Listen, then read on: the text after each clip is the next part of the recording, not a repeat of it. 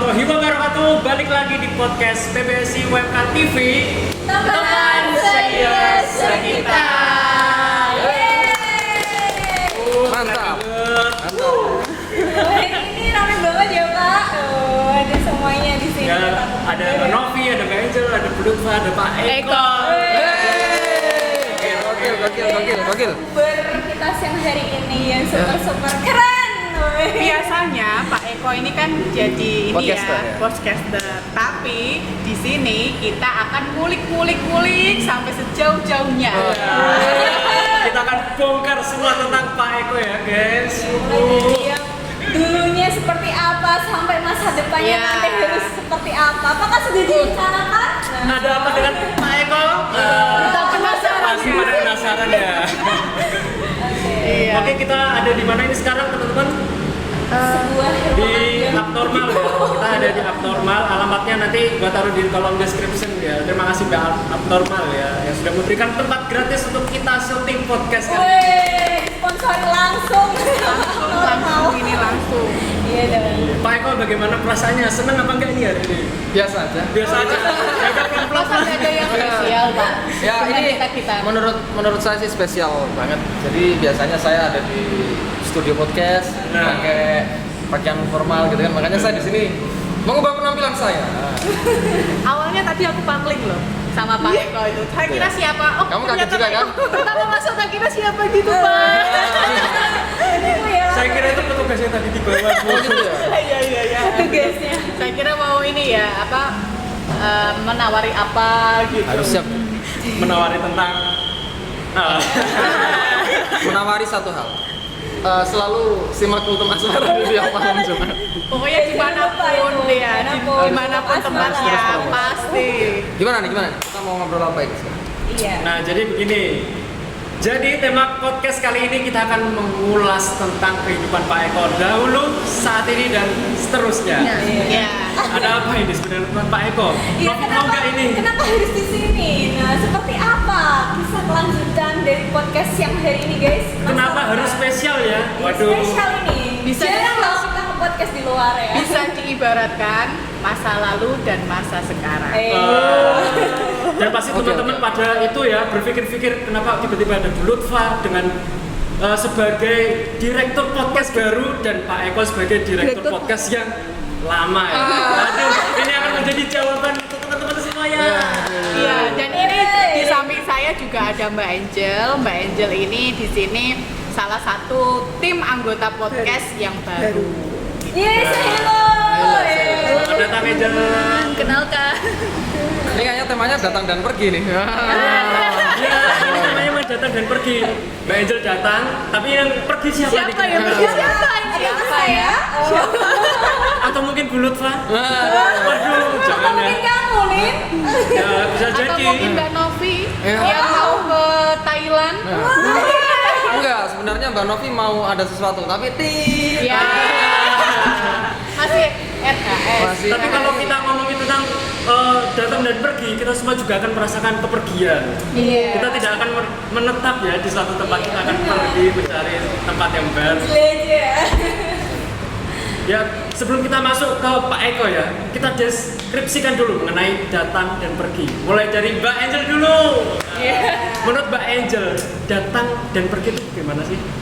datang untuk mencari suasana yang baru, pergi untuk mencari suasana yang lebih baru lagi. Oke, masuk ya.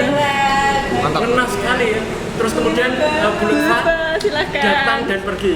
silakan lewat sini nggak apa-apa. Kalau saya mengibaratkan atau mengilustrasikan dan mendeskripsikan tentang datang dan pergi. Datang, iya, datang Iya. ya. Datang berarti kita memulai yang baru.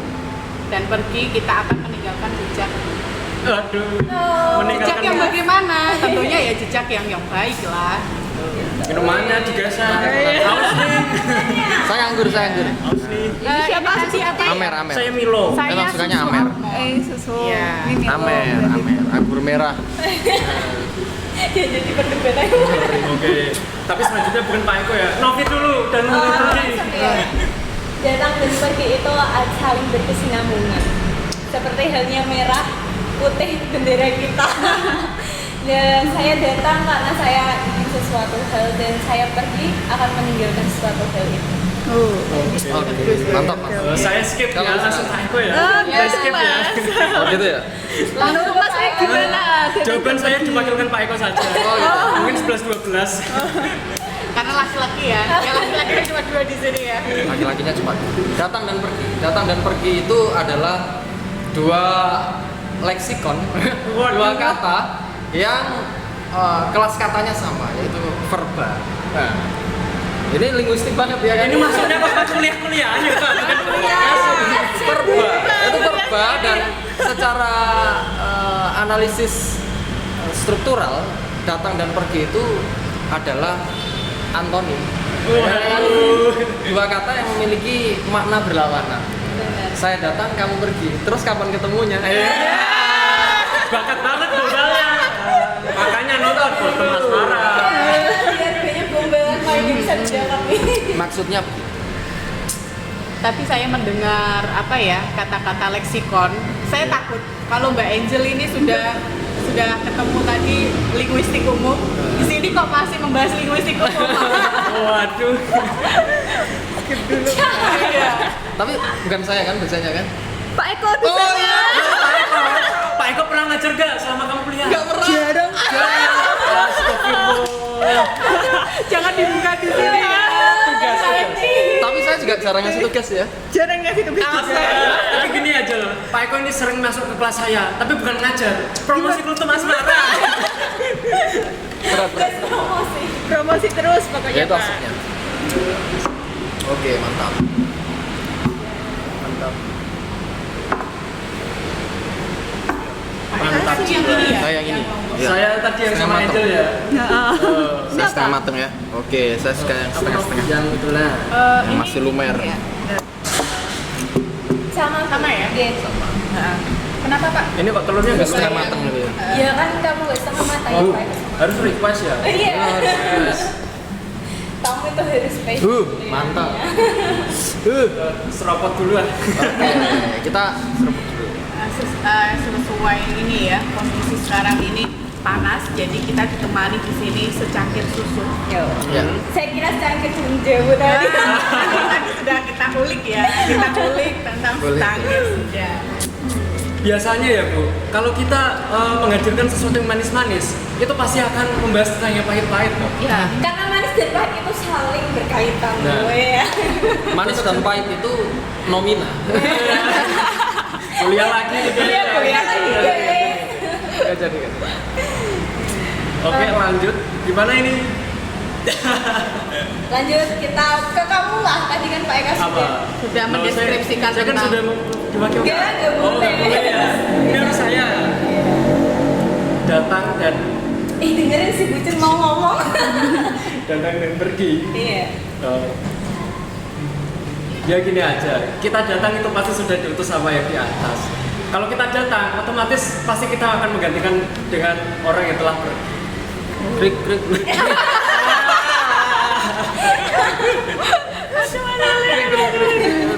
ngomong-ngomong konsepnya jenengan ini pakai ini gimana? Konsep ini ya. Iya. Mencolok sendiri ya, Bu, Iya. di antara kita berempat. Saya tahu kalau saya hari ini sebagai tamu, jadi saya nggak mau berpenampilan seperti tuan rumahnya. Apa jangan-jangan apa jangan-jangan Anda ini bukan lagi direkturnya ya, Pak? Kalau itu nanti biar dikonfirmasi bulut Pak. Wah, Jadi ini. saya memang biasa santai begini dan saya memang selalu mengidam-idamkan masuk kelas untuk ngajar pakai kaos oblong. Tapi belum pernah terjadi.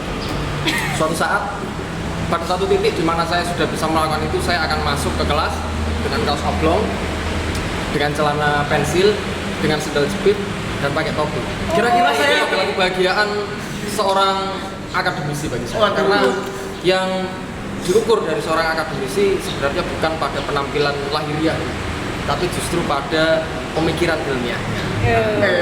Iya. Oh, Tapi, bucinnya itu tapi selama ini kan terkonsep ya, Iya. rapi, baju masuk, kemudian Harus melipir. Iya. Tapi gini ya Pak, ngomong-ngomong, tadi kan punya keinginan dan cita-cita. Iya. Kira-kira itu di mana? Keinginan seperti itu di mana? Di kelas saya. Di kelas saya. Di kelas saya. Oh, di kelasnya jenengan. Saya dapat apa enggak ini Pak? Ya kalau Anda masuk ke kelas saya, Anda bisa. Oh gitu ya. Saya akan Kelas itu menantikan. ada alamatnya di mana tuh Pak? Tapi kan kelasnya sekarang kan virtual kan. Oh iya, virtual ya. Bisa. Dan pelan-pelan memang sudah terwujud ngajar virtual pakai kolor. Kemarin kita juga gitu sih. Pak Eko pakai warna biru itu kan. Tapi boleh request nggak Pak? Kolor. Boleh request satu kali nggak Pak? Boleh. Kuliah pakai seragam Power Ranger. Kalau disediakan saya mau. Waduh, sediakan bukan penting. Ya Allah, ya Allah. Oh iya Pak Eko, Ya. ini sesuai dengan tema kita ya pada Ya. siang hari ini. Tadi masa lalu dan masa Depan. depan. depan. Ngobrol-ngobrol Masa tentang kecil. masa lalu, Grogi. pasti semuanya di sini mempunyai masa lalu ya. Ya. Betul banget. Ya kan? Ya itu entah itu masa lalu yang memang Suram. bukan jangan suram. Ya. jangan suram. Kenapa yang kalau disebut yang Yang susah. sulit dilupakan. Iya. Mantan. Iya. Kalau suram itu kok kayaknya horor Menakutkan. ya. Horor. Lah ini masa lalu yang sulit dilupakan itu bagaimana Pak? Apa yang masih membekas di hati Bapak mengingat masa lalu? Oke. Baik Saya- masa lalu yang ini ya, Apapun semuanya. ya? Iya apapun itu. Saya adalah laki-laki yang melankolis. Jadi saya hidup dengan kenangan-kenangan. Dan saya rasa tidak ada masa lalu yang bisa saya lupakan sampai dengan hari ini. Saya bisa sampai di titik ini juga karena masa lalu saya. Banyak sekali masa lalu yang membentuk saya menjadi hari ini. Dan saya selalu bersyukur menjadi diri saya. Saya selalu bersyukur telah ditempa masa lalu dengan sangat baik dan sangat-sangat dewasa. Iya. Jadi ini buat pelajaran kita semua ya, siap. bahwa masa lalu yang memang ada yang sulit dilupakan atau yang tidak mengenakan di hati itu jangan dijadikan sebab untuk merusak masa depan kita. Iya kan? Dengan masa lalu kita yang memang sulit dilupakan atau yang kurang baik itu bisa membentuk jati diri kita, membentuk karakter kita untuk yang lebih baik. Betul. Itu ya. Setuju. Gitu kan biasanya ada yang menyalahkan masa lalu karena masa lalu seperti ini dan bla bla bla seperti itu. Masa lalu tidak pernah salah. menurut Iya. saya. Yang salah justru diri kita sendiri. Mengapa kita menjadi orang yang salah? Tapi kok ini malah semakin melo ya Pak. Janganlah. Gini Pak, masa lalu ya mungkin tadi Pak Eko sudah menceritakan masa lalu Bapak Ya. yang membentuk Pak Eko seperti sekarang ini. Jadi masa lalu, saya mau tanya, Pak Eko ini kan saya nilai itu kan dosen yang memang milenial ya. Memang betul banget. dosen Dosen yang jarang masuk kalau- kelas. Dosen yang paling santai. paling santai ya bener paling santai tapi berbobot gitu loh. Nah. Enggak ada bobotnya. Gak bisa dihilangkan. Bu, jangan dipuji-puji terus, Bu. Maksudnya sembodo gitu loh kata orang Jawa. Nah itu kan pasti ada campur tangan orang tua ya Pak. Nah Ya. itu bagaimana dulu? Orang tua saya itu adalah orang tua yang sangat moderat. Alhamdulillah saya dilahirkan di tengah keluarga yang sangat moderat dan sangat-sangat memiliki pemikiran yang terbuka. Kedua orang tua saya itu sangat open mind, sehingga mereka tidak pernah secara otoriter membentuk saya menjadi apa. Mereka hanya menyarankan, memberi pertimbangan, sehingga apapun langkah yang saya ambil, mereka hanya memberikan pertimbangan dan silakan jika itu yang diinginkan. Selalu seperti itu. Nah, menarik ya Dan teman-teman. dan ini Bu, kalau boleh menambahkan satu hal yang memang selalu saya pelajari dari orang tua saya, pesan utama dari orang tua saya adalah apapun yang kamu lakukan dan dimanapun kamu melangkah, jadilah orang yang profesional. Saya selalu diajarkan nilai-nilai profesionalisme seperti itu. Saya ingat pada saat saya sekolah, kemudian waktu kuliah, saya pernah ngeluh ke orang tua saya. Ketika saya mendapatkan IPK yang lumayan bagus, sehingga saya bisa ngambil 24 SKS waktu itu. berarti kan ada tambahan mata kuliah. Dan saya ngomong sama ibu saya, wah kalau kayak gini jadinya susah ini mempertahankan nilai di semester depan karena saya dapat tambahan mata kuliah. Kalau saya harus belajar ekstra berarti jalan-jalan saya berkurang, main saya berkurang. Ibu saya cuma ketawa dan bilang, ya profesional, atur itu pokoknya bagaimanapun caranya, yang penting nilai tetap naik. Kamu mau jalan-jalan, mau melakukan apapun terserah. Kalau kamu bisa profesional untuk mengatur dirimu sendiri, saya kira nggak akan ada masalah apa-apa. Dan saya selalu memegang teguh itu. Kalau kita memang mau profesional, apapun yang kita hadapi sepertinya mudah. Berarti konsekuen ya. Iya. Ya, jadi ini sangat-sangat menarik dan memang bisa dijadikan inspirasi ya bagi teman-teman di rumah. Betul. Orang tua saya nggak pernah marah kalau saya bolos. Orang tua saya ketika saya bilang saya malas ke sekolah, saya pengen nggak masuk dari itu, bapak saya bilang, ya nggak apa-apa, sekali-kali emang nggak perlu berangkat. Kalau berangkat terus malah bosen sekolah. Gitu ya. Iya. Santai. Tapi yang penting konsekuensi kita tahu kapan kita harus serius, kapan. Iya. Jadi mungkin orang tuanya Pak Eko itu sudah mengerti karakter Pak Eko itu seperti apa, jadi memang dibebaskan dengan itu kan. Siapa tahu kalau biasanya kan karakter anak-anak itu kan berbeda ya Pak. Ada yang memang bisa seperti Pak Eko, dibentuk seperti Pak Eko, ada yang misalkan di loske begitu malah bubrah, ambiar gitu kan. Kalau kata-katanya seperti itu. Iya, jadi teman-teman tadi kita sudah mendengarkan ceritanya Pak Eko yang membentuk Pak Eko bisa seperti sekarang ini karena didikan orang tua yang itu tadi ya, tidak otoriter, membebaskan, memberikan demokratis ya Pak ya, memberikan ruang untuk berpendapat, kemudian ini apa namanya bisa mengatur jadwalnya yang memang benar-benar ini mau dilakukan, ini yang mau tidak dilakukan, yang penting hasilnya bagus, profesional itu tadi ya Pak ya. Gimana Mas Ulin? Bisa seperti itu? Kalau menyamai seperti itu sepertinya kok tidak bisa ya Bu. Karena sosok Pak Eko ini memang sulit dicari sebenarnya. Iya, langka kan? Kalau menyamai saya nggak perlu Bu, karena justru seandainya tidak menyamai saya bisa lebih baik lagi. Iya sih. Jadi Iya sih. orang gak ada yang sama. Kita Iya. hidup di sini gak ada yang sama. Biasanya barang yang langka itu mahal. Iya kan, mahal kan seperti Pak Eko. Tapi semenjak saya kenal Pak Eko lebih dekat ya Bu, Pak Eko ini saya jadikan sebagai apa ya? Kiblat, bukan kiblat dalam ibadah ya. Kiblat maksud pandangan saya itu Kedepannya. Pak Eko seperti ini, berarti saya harus bisa seperti ini. Iya. Gitu. Tapi kalau jangan sampai nyembah saya. Ya enggak. Aduh, ngeri kamu. Lama-lama Iya. ya. Kalau Mbak Angel bagaimana? Gimana Bu menurut pendapat saya tentang Pak Eko? Pak Eko tuh jarang masuk kalau. Ya karena memang hobi saya bolos. Jujur hobi saya bolos. Itu bagian dari hobi saya. Saya dulu ketika sekolah, ini buka-bukaan beneran nih kalau pikirin. Saya sering ngajak bolos teman-teman saya ke PS, main PS, ada konser saya ngajak teman-teman saya bolos konser. Nanti kalau dihukum rame-rame kan, nggak mungkin saya sendirian. Jadi saya mencari teman untuk bolos. Karena saya kan nggak bisa bolos begitu ya, saya bolos ngajak. Yang penting Mengajarkan kesesatan. yang penting materi nyampe, gitu aja, selesai. Jadi berarti ngomong lama-lama gak nyampe juga. Iya, prinsip saya di dalam kelas, saya selalu mengatakan ke mahasiswa begini, buat apa kita ngomong panjang 2 jam, tapi pikiran kita tidak ada di sini.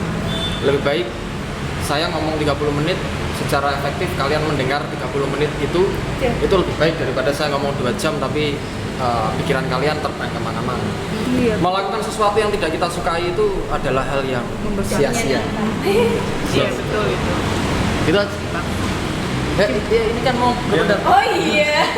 Jangan Kalau Pak Eko tadi ya. Iya Bu benar. Kan Pak Eko jarang masuk kelas Bu, tapi teman-teman juga nganggapnya Pak Eko itu loh dosennya paling santai sendiri. Enak sampai Pak Eko. Pak Eko tuh dosen paling tidak sibuk. Jadi dosen yang nggak santai siapa ini? Enggak tahu. Kalau ada kalimat Ibaratkan iya, ya. nanti pasti dia nggak santai. Atau jangan-jangan saya ya? Ya Saya belum tahu Bu. Saya tahu saja. Oh iya. Ini kan saya ajar kan.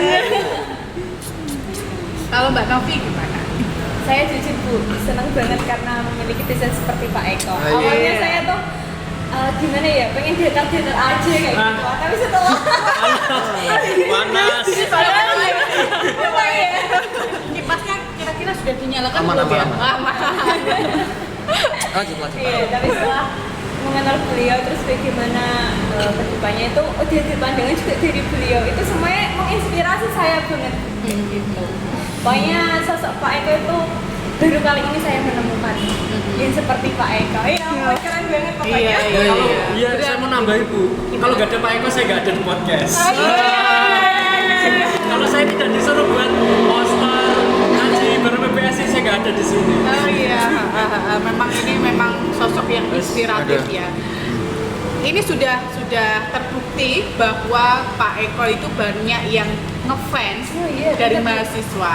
Nah, di sini kalau mahasiswa banyak yang ngefans dulu Pak, pasti Iya. banyak lah cewek-cewek yang ngefans. Nah, ini gimana? Nah ini pasti pada ngefans ya. Tenang dulu Pak. Saya memang terlahir untuk banyak fansnya. Udah mulai guys, sudah mulai. Enggak. Biasa aja. Gimana Pak? Satu fans yang paling setia dalam hidup saya ya istri saya sekarang. Anaknya enggak ya Pak? Oh iya ya Pak. Belum ngefans. Masih tahap percobaan. Percobaan dipaksa ngefans. Jadi perempuan yang paling ngefans sama Pak Eko itu istrinya ya? Oh iya, pasti. Dia ngefans sekali sama saya. Ini di rumah Kami sama-sama ngefans. Oh berarti Pak Oh, Eko nanti- ngefans sama istri, Iya. istri juga ngefans. Oh nanti istrinya bisa nulis kolom komentar. Iya.